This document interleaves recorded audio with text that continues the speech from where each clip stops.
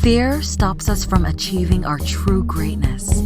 Are you a professional woman who is feeling stuck, unmotivated, or burned out? Are you worried about your wellness? Are you letting fear stop you from crushing your goals? If you answered yes to any or all of these, then this is the podcast for you. Dr. Charmaine Gregory, night shift emergency physician, burnout thriver, and wellness champion, along with everyday heroes just like you, will explore how to face fear in our lives and emerge victoriously.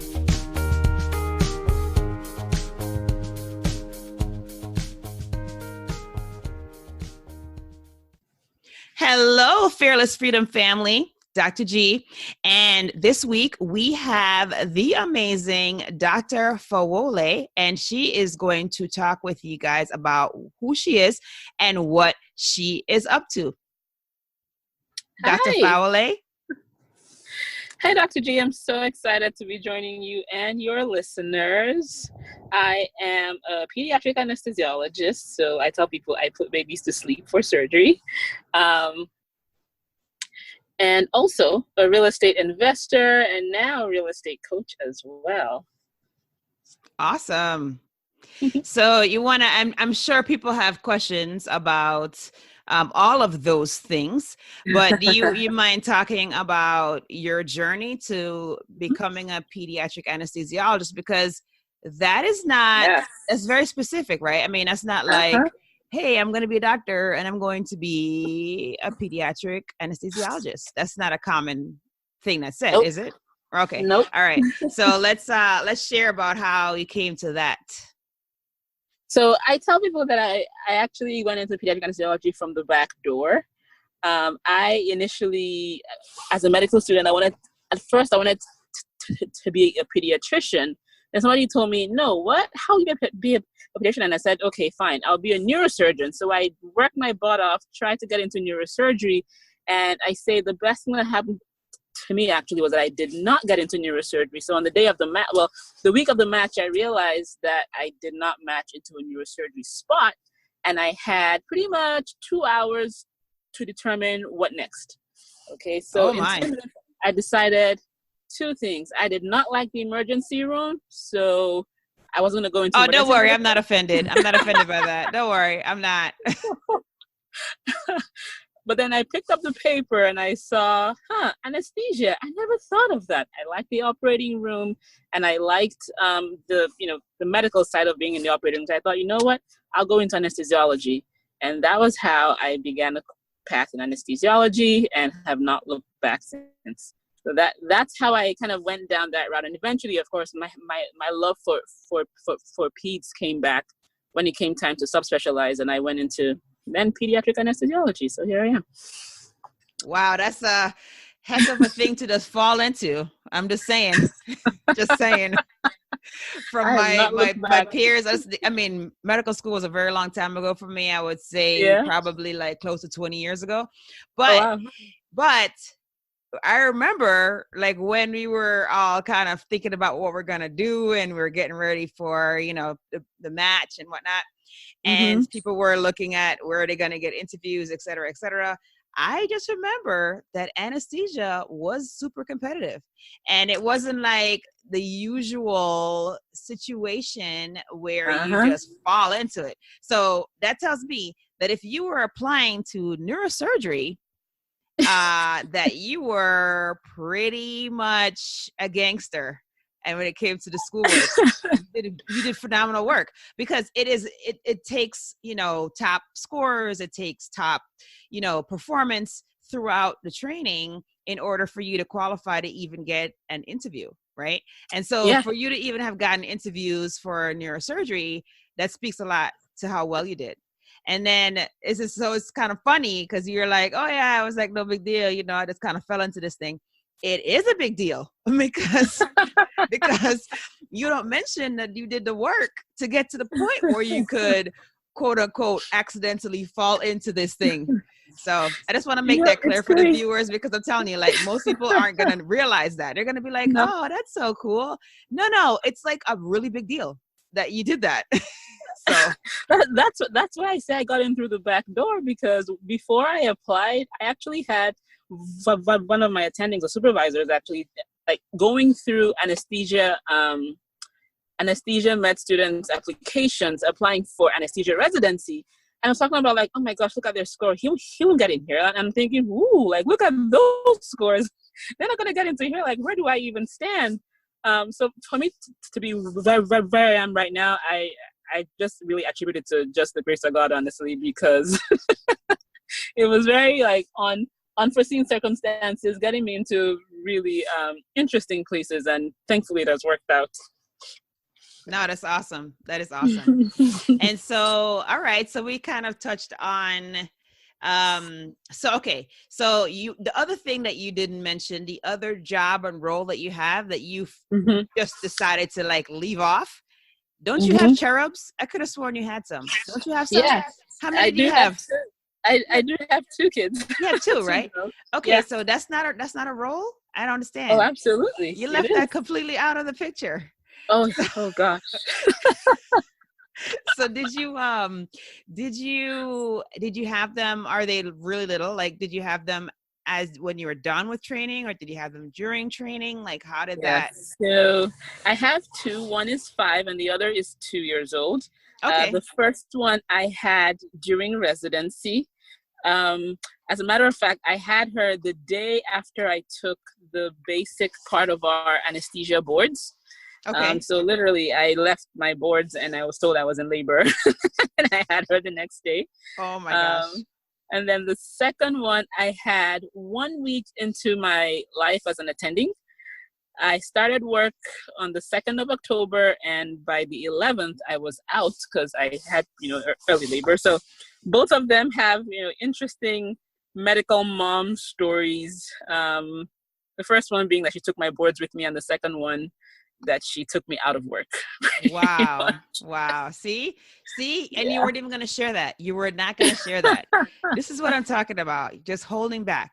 And so that's cool. So I'm sure that there was some fear surrounding the, that whole thing. So the first situation with your first baby, like you were literally, you just took the first part of your boards.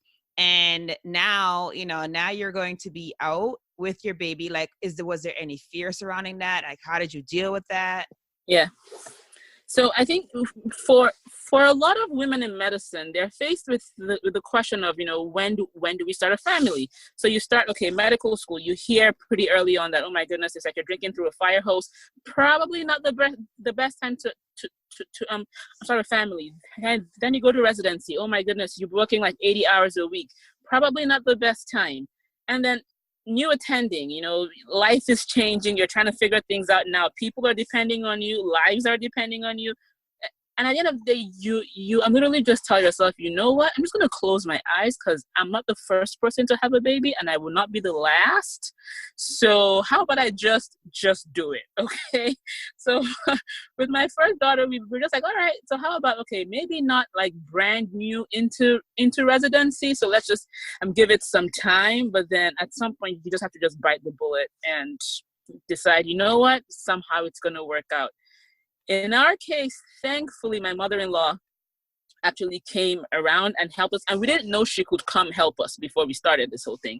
But thankfully, she came, and that made a world of difference for us. But you really just can't put life on hold just because you're in medicine. Oh, you got that right. That's what you learn to realize. Right, yeah. No, but that's great. So you basically made some really valid points there. So the number one thing is, there's never a good time. Okay. There's never a good time to have a family in life.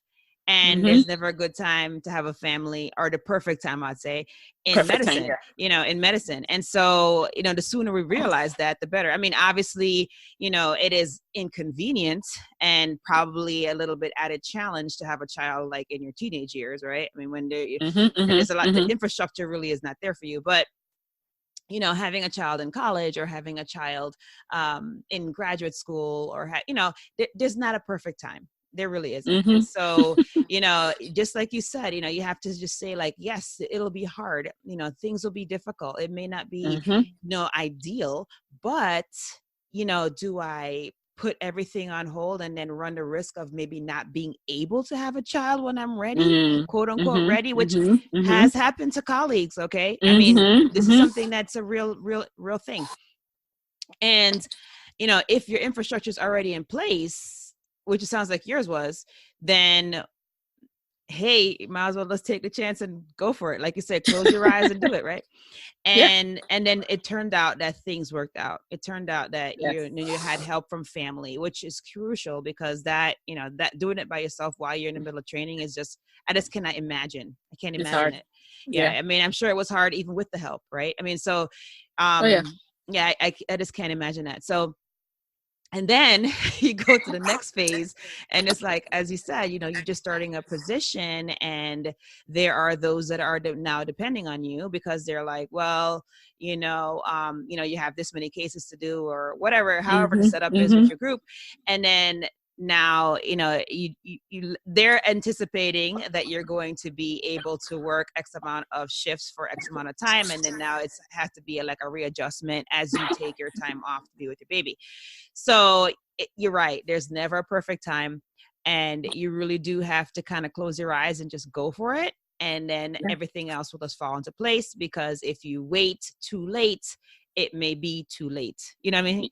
So, yeah, no, I gotcha. So that's a great pearl, because I think a lot of women who are going into medicine right now, like that's one of the things that they think about, whether or not they are in the position to start a family, they still consider that.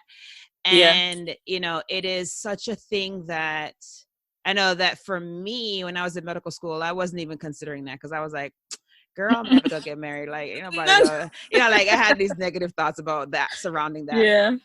But I got over it, obviously. But you know, it's just like one of those things where you don't necessarily consider that, man, if things aren't set up and I am not, you know, I'm not thinking about this, and maybe considering talking to a fertility specialist early and like freezing some eggs. I don't know. Like, these are the things that I think about now that I'm on the other side of it. But I know that the younger me wasn't even thinking about that. You know, it just so happened that everything worked out and we were able to have children, but it could have not been that way, you know? Yeah. So no, that's a huge thing that, that you bring up. And then the fact that you really do have to recognize that, and this is true again outside of medicine as well, that there really isn't a perfect time, because you could be at the beginning of your career, like I don't know, you could be in finance, you could be in the middle of you could be anywhere, career, and you're like, you know what, I can't take time off now, because if I do, it's gonna really like derail my progress up the up the chain, whatever. It's never a perfect time. You just have to kind of close your eyes and do it, and things will work out. You know, so yeah, no, great pearl. I remember when I was a med student trying to get into neurosurgery at the time, I spoke with one of the surgeons, and he told me, you know, how about you go talk to this lady, this other neurosurgeon, who was a lady. And I went to her and I said, hey, this guy asked me to talk with you, and she was livid. She was like, why is he sending you to talk to me? Don't men have the same issues? He asked, you know, we all miss our children's, dinners and things like that, but you know, men do it too. And at the time, I didn't quite understand why she was upset, but in retrospect, I realized, you know, sometimes we also downplay what men have to put up with, but I guess it's the same. Men too have to make these decisions too, about life and planning and starting a family and all these things. But I think for women sometimes it's even more pronounced, because there's the physical requirement of like having to actually work through, for example, a pregnancy. Absolutely. Or and then taking the time off afterwards. Yeah, exactly, returning to work after 6 weeks with a baby that can barely do anything. Right.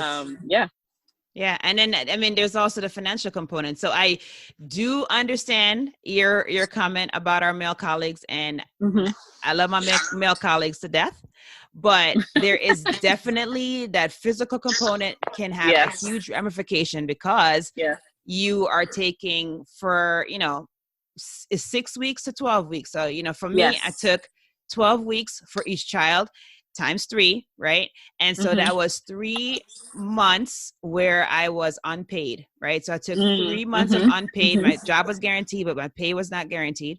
And so, and then that is essentially almost a year's worth of over the time.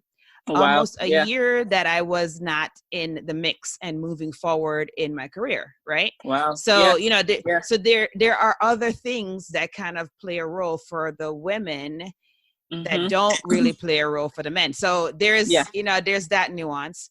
So we'll see what happens. We'll see now that there are more and more women going into medicine. We'll see what happens in the future. Hopefully future generations don't have to deal with that stuff. And we have infrastructure in place that will allow for, women to be able to for the spend basics time, of life, like maternity leave. Maternity leave and like having a safe place that's not the bathroom to pump.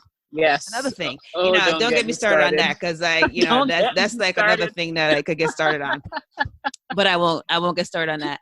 But, so there is some reality to the fear that comes from, not wanting to start or not sure when to start a family when you are a professional woman. Like you are literally like, okay, I'm trying to move up the chain, but I also want to have a family or, also want to, there are things that I'd like to do. So there's a fear that comes along with that.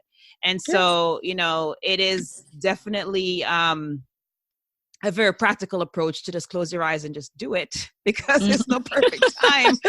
So I just want to get back to that because that's the pearl that I want to leave with the audience because, man, it is something else. Wow.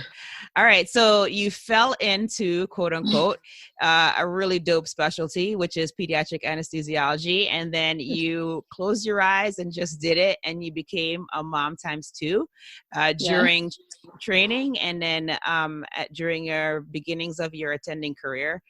And then now you need to tell us how you got involved in real estate because that is your other hat you wear, right? Yes.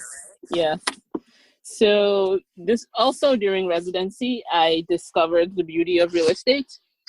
I literally was watching TV and came across Flip or Flop, where they were essentially turning houses into gold in one episode. And I realized, wait a minute, these guys just made $60,000 in one episode. And what am I doing? So it definitely got me hooked, but I didn't have the money at the time. So I went like deep down, learning all over the place, and eventually found a house in Norfolk, Virginia, about 300 miles away, and was able to convince my dad to go into business with me. And that ended up being our very first deal. So I took on that deal remotely. But what that deal did for me was to help me realize that that all the things that I could have made as my excuses, let's start with time, not having the time, not having the money, not having, just name it. We're pretty much out the window, right? Because all I needed to do was to put the deal together and work on the things that I could handle and tell other people what they could handle and get it done. So we were able to get that deal done remotely. And then that's after amazing, that, by the way. Let's just call it for like what it is. I just love the way that you downplay everything. Let's just call it for what it is. That is flat out amazing. I'm just going to put that out there. Okay. Just so we're clear. I just have to clear that up. Yeah. So I went from that one and then told myself, you know what? I mean, it was one huge wild ride. With that very first deal. The house came out beautiful, but I learned so much. And one of the things that I learned there was, how about we not take that much risk next time? So the very next deal that I did was this time a 12-unit apartment complex that I put together with for like 5 investors at the time. I was just finishing residency, so I still didn't have any money. But I actually went and I put my head in on a 12-unit apartment complex deal and eventually was able to raise the capital for that. We closed on it right at the end of residency, like on the 22nd of July. So right before, the July 1st wash, if you may. And we actually still own that house till today. We are considering selling it now, so we may be exiting that deal soon. But it taught me a lot about myself and a lot about real estate, and yeah. Wow. Okay. And then so now I'm going to maybe show up my ignorance, or maybe show up some little bit of tidbits I've learned. But do you guys do any commercial? Because, well, I guess the 12 unit one will be considered commercial because more than 5, right? It is, exactly. So do you guys do mostly commercial deals, or do you do what is it when you get together and collaborate? Is like it aggregate or syndication? Syndication as well. So let's see, in the past 2 years, we haven't put together any syndications, but it's definitely something that I have, that I'm looking forward to. I can't say when I'm going to start that again next. But for the most part, the most we've worked with investors has been more so with with individual deals, like lending towards individual deals. So the things that we have done. My focus this year has been more of actually helping people get started on their own deals, because I feel like a lot of us in our community, feel like we don't have the time, feel like we don't have what it takes, and so depend heavily on other people's deals. But I'm like, listen, guys, we can do this ourselves. Like, if you can learn the systems, if you can learn how to not necessarily have to take the 2 a.m. broken toilet calls, if you can learn how to find the deals in between your cases, you learn how to spot what a good deal is, then you may be able to save some money. I keep that profit for yourself, instead of just taking the safe amount that you would get from, say, a syndication or whatnot. But it will take some learning. It'll just be more profitable for you in the long run. Gotcha. All right. So I was talking to I don't know if you know. Do you know Cherry Chen? Yes, Okay. I do know her. Yeah. So I was talking to Cherry Chen the other day, mm-hmm. and this is how I learned that term, the syndication term. I told you, I was like, let me tell you, this is either my ignorance or like a little bit of knowledge is dangerous. I don't know. And so, I was talking to her and I was like, she had a very similar story. Like, she was like, I didn't have any money. I wanted to get into this and I did it. And it's so encouraging to me. But I was like, wow, you mean, because, I will tell you that when I first came out of residency and I started my first job, I was like, I have to do real estate. I have to do investments. I have to do this and that. I have to have a wide profile because I had just read Rich Dad Poor Dad. And so in his book, he talks about all the different quadrants and, you have to like diversify your investments, whatever. Yeah. And so I was like, I'm going to do real estate. And so I went and took like a course at a community college. Mm-hmm. And I literally was like taking the course, and it was like an online course. And the guy was talking about, trailers. He was like, yeah, you can get trailers. Mobile home, do a rent to own, whatever. And I'm like, oh man. And I was so excited. And I just remember, and I was telling Cherry this, I was like, I remember saying it and being super excited about it. And my husband was like, wait a minute. Are you telling me that you want to become a trailer slumlord? And I said, no, that's not what I'm saying. But now, like 15 years later, I'm like kind of hitting myself. I wish I had gotten into it and done it. Yeah, because man, it would have been a good situation right now. Yeah, I know. Make a lot of money. But I guess I tell that story to say that even if you had a great idea and you saw you saw something bright and you didn't go for it 15 years ago, it doesn't mean you can't still do it. It doesn't mean you can't still do it. It's funny. I just want to encourage anybody out there who's listening who is like, oh man, I missed the wave. Nah, no. You probably still can get involved, so. You can. And it's funny you mentioned the trailer parks, because I was just listening to this podcast recently, and someone that I had followed for a little while, but I'd been off, I hadn't heard him in a few years now, actually.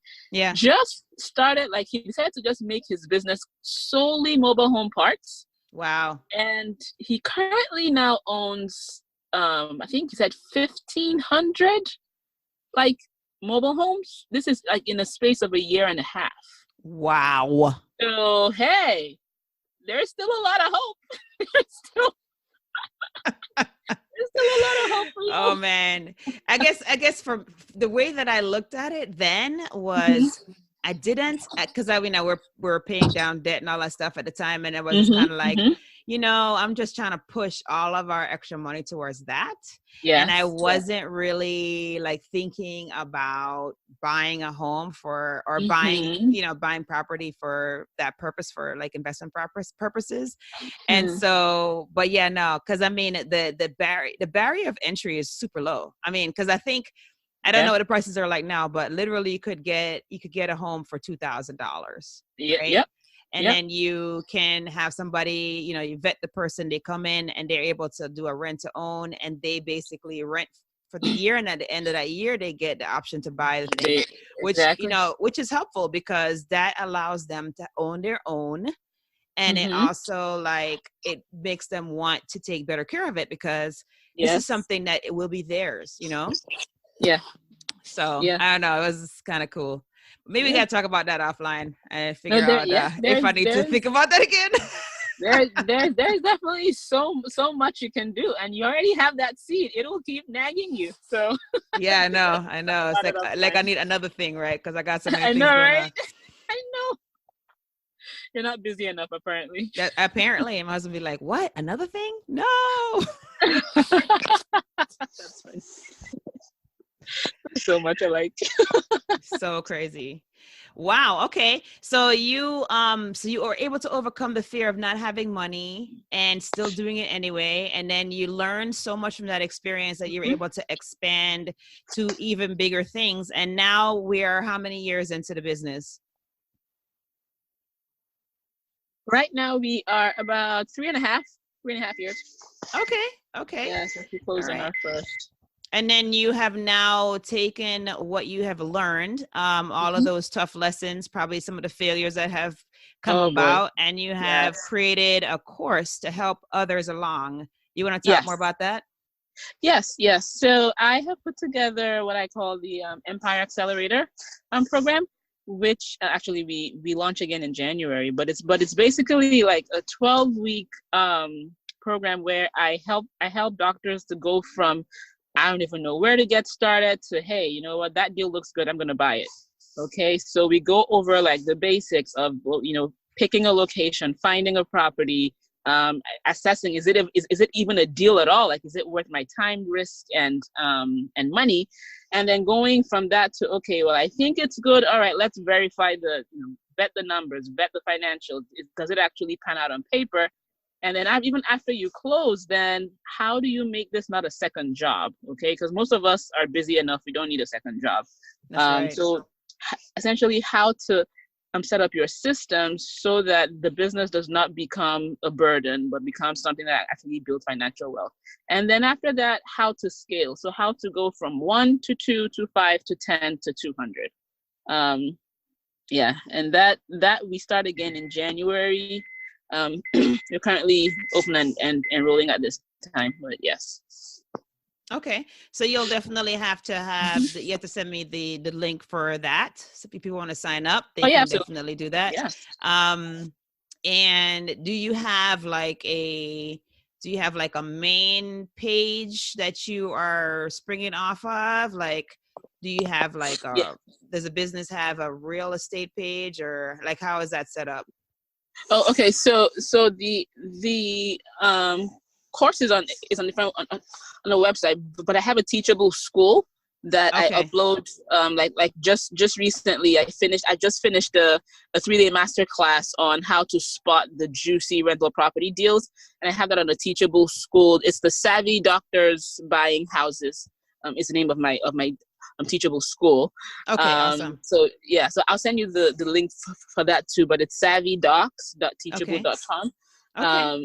That's where I'll be uploading. I'm putting up my masterclasses as I do them. I'm separate from the full-on big program, of course. Awesome. Great. Yeah. Yeah. Now I'm telling you, there's like there's a lot of there are a lot of folks out there who are definitely wanting to hear about this and who are would be interested in that. So yes, definitely we will make sure that that gets in the show notes. Yeah. Awesome. Wow, we covered a lot of ground. So we talked Yes, we about have. your entree into motherhood. We talked about, your entree into pediatric anesthesiology. We talked about your Mm-hmm. entree into the real estate empire. And then we Mm-hmm. talked about you paying it forward through courses. So wow, Yeah, that's pretty that's awesome. You did exactly a what lot it there, is lady. going forward. You're doing a lot. Doing a lot. Awesome. All right. Well, I think that we're probably at that point where we're going to talk about those 3 fill in the blanks that we love to end the show with. Are you ready? Yes, absolutely. Okay, awesome. All right. So the first one is, if I am fearless, I will. If I am fearless, I will tell people to invest in real estate. Just tell them, because sometimes we kind of feel, well, maybe it's just for me, maybe it's not for them, but honestly, it's like tried and tested. Okay, just tell them to do what they know they have to do anyway. It's tangible, they can do it. I'll actually open my mouth and actually let them know.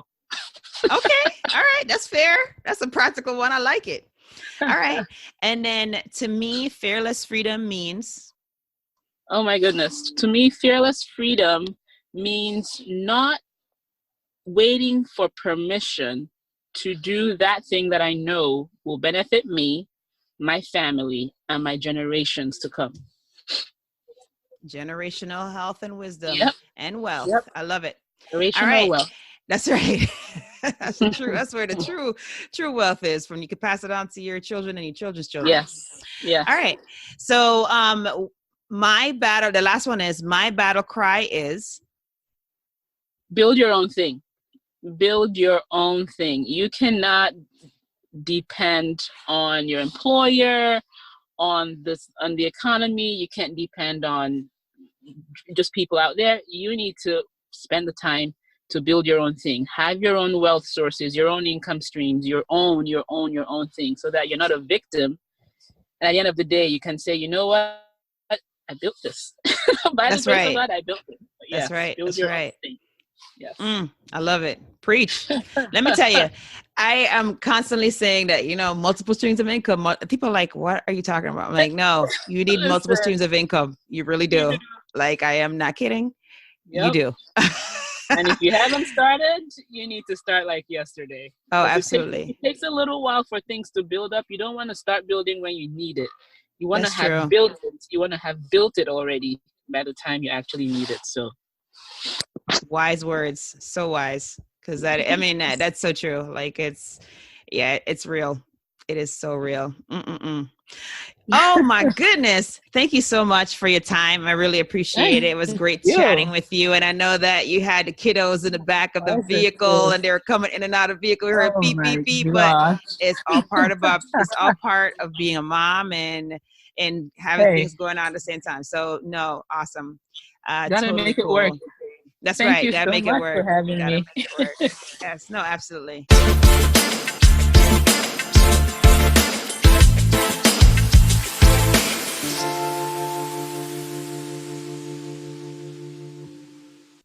Thank you for joining us today on this journey. Fear is all around us. It strives to stop us from achieving our greatness. We have the tools to be overcomers. By sharing our stories, supporting each other, and doing self-reflection, we can do this.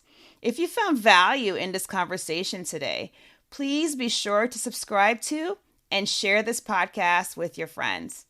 By going to your favorite podcast platform, leaving a review and a 5-star rating, you will help to get the word out about it. And that is much appreciated. Thanks again for spending time with us. I appreciate your time and your attention. It is my hope that you will punch fear in the face today and that you will be strong, be brave, and unleash your greatness.